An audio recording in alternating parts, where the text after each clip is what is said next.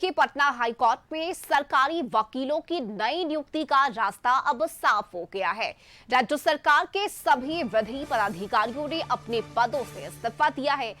अपर महाधिवक्ता, राजकीय अधिवक्ता, सरकारी अधिवक्ता और अस्थायी समापदेशक इसमें शामिल है और इस्तीफे के बाद नई चयन प्रक्रिया शुरू करने की तैयारी अब तेज हो गई है और इसको लेकर महाधिवक्ता एसडी संजय ने विधि पदाधिकारियों के साथ महत्वपूर्ण बैठक की है। बैठक में नई नियुक्तियों की प्रक्रिया और सुझावों पर विस्तार से चर्चा हुई है और देखिए, सरकार जल्द ही नए सिरे से सरकारी वकीलों की नियुक्ति करेगी और इन नई नियुक्तियों में पारदर्शिता और सभी वर्गों के प्रतिनिधित्व पर जोर दिया जाएगा। महिलाओं को 33% आरक्षण देने का भी प्रावधान किया जाएगा। और ब्यूरो चीफ संजय हमारे साथ जुड़े हुए हैं इस खबर पर। संजय, देखिए, हाईकोर्ट में सरकारी वकीलों की नई नियुक्ति का रास्ता अब साफ हो गया है और इसकी प्रक्रिया भी जल्द शुरू होनी है। क्या भी जानकारी इस खबर पर?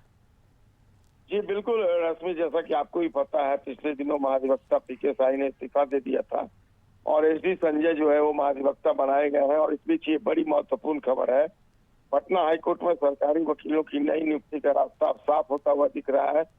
सरकार ने सभी विधि पदाधिकारी हैं उससे जुड़े हुए लोगों ने स्वेच्छा से अपने पदों से इस्तीफा दे दिया है।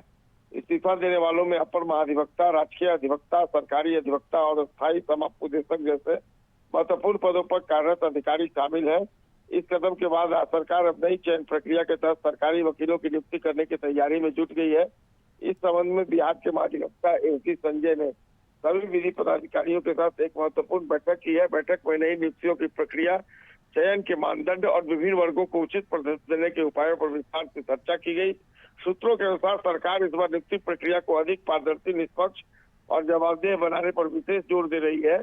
नई नियुक्तियों में सामाजिक समावेशिता को भी प्राथमिकता दी जाएगी। सरकार ने महिलाओं को 33% आरक्षण देने का प्रावधान करने का निर्णय लिया है, जिससे न्यायिक व्यवस्था में महिलाओं की भागीदारी बढ़ सके। इसके अलावा अनुसूचित जाति, अनुसूचित जनजाति, पिछड़ा वर्ग और अन्य वर्गों के योग्य अधिवक्ताओं को भी पर्याप्त अवसर देने की प्लानिंग की गई है।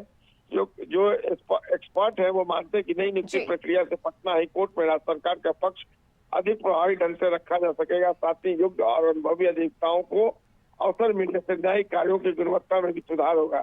सरकार की ओर से जल्दी ही नियुक्ति संबंधी दिशा निर्देश और आवेदन प्रक्रिया जारी किए जाने की संभावना जताई जा रही है। माना जा रहा है कि नई व्यवस्था लागू होने के बाद पटना हाईकोर्ट में विधिक सेवाएं और अधिक मजबूत तथा प्रभावी होंगी, जिससे न्यायिक प्रक्रिया को भी गति मिल सकेगी। जी रश्मि। बिल्कुल संजय, और ये रास्ता भी अब पूरी तरह से साफ हो चुका है नई नियुक्ति को लेकर। आप बने रहिएगा संजय, अगली खबर पर भी अभी अपडेट लेंगे और देखिए